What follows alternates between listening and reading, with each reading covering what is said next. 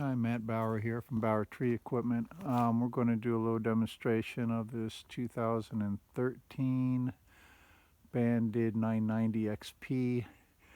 It's for a customer of mine. He wants to see how you engage the clutch, start the thing, and a couple of circuits for it. So this one has a Perkins 1104D engine. I've warmed it up. So we don't need to engage the glow plugs, but we'll go ahead and show you how to do that. First, I'll go through the different systems. Clutch, right here. When you're engaging the clutch, you're going to engage it at an idle with a warm engine, and there's plenty of play here. You can feel the plates right there, and you're going to let the disc, or the drum, which is over here, start spinning, and let it spin until you can fully engage by leaning into it, just like that, and then it's locked in place. You do that at an idle with a warm machine. You don't really want to do it when it's cold. The hydraulics will work whether the clutch is engaged or not.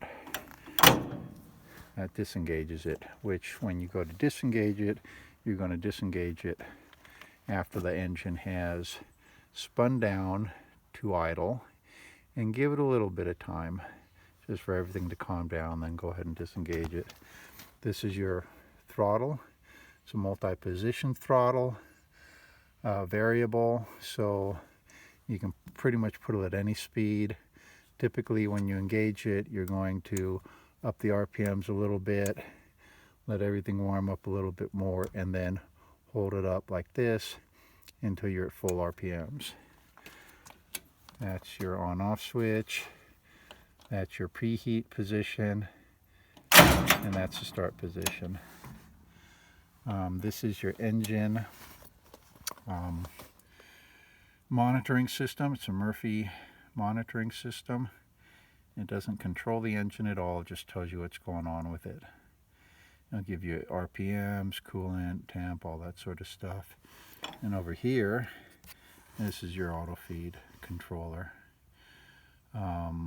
which should be on.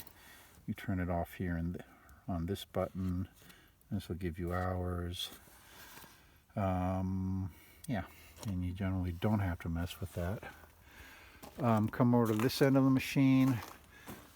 This fancy plug right here is emergency switch, which if you have the pin out for the drum cover, you have to pull the plug out.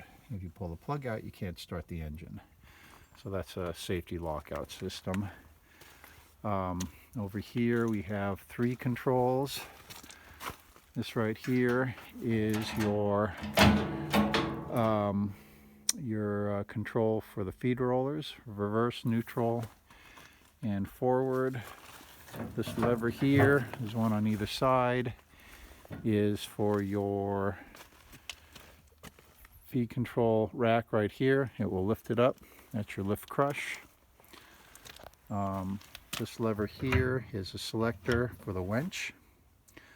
So the winch only operates separately from the feed control and the lift. So you have to, and this selects it, right? So when you're running the winch, you cannot run the feed rollers or the cradle. Which means there's one way to do this. You pull a log into the feed rollers, you give it tension, you flip this around, lift up your feed rollers, and it should slide in enough where the rollers can grab it, and then you flick it back and go to town. This lever here, separate lever for the winch, and this right here is your freewheel, which you will utilize. Pull the button back right there, drop the lever down, that pulls out the cogs, and then you can pull the thing out.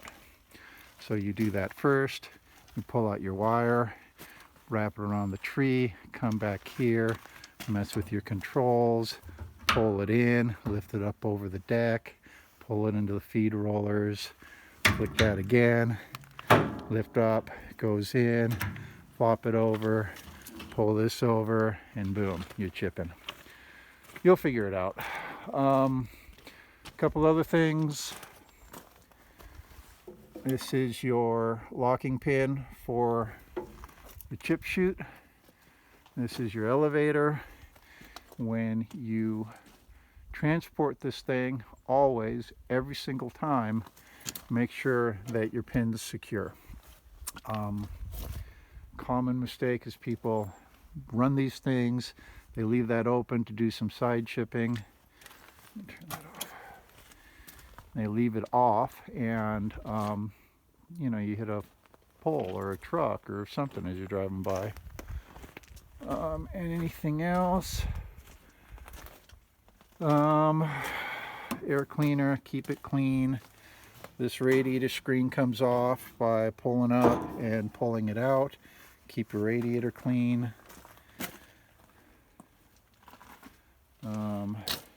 This is your auto feed controller. That's your backup valve and your dump valve. That's about it. Alright, I'm just going to start it real quick for you. So you can see these are beautiful machines. I really like the 990s. And now the 12 XP, same machine.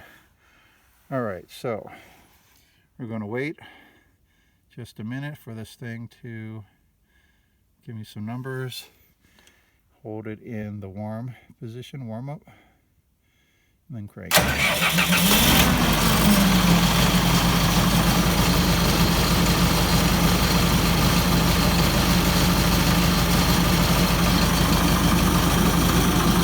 it's already warm, we can go ahead and engage it.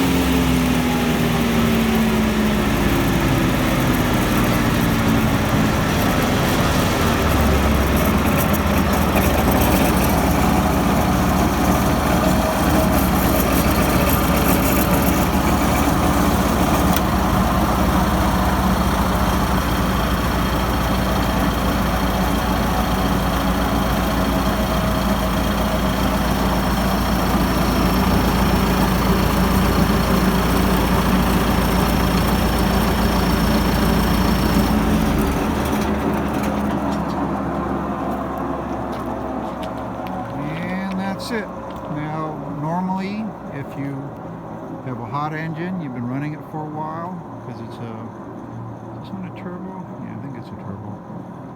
If it's a turbo, you would let it warm down for a little bit, a few minutes, just let the engine run. It's also good just to have the engine spinning the same time the drum's spinning. You know, you just do it gingerly. You know, the better you treat that clutch, the better you treat the engine, the more time you give it to warm up, the better it's going to treat you. Alright, that's it for the demo.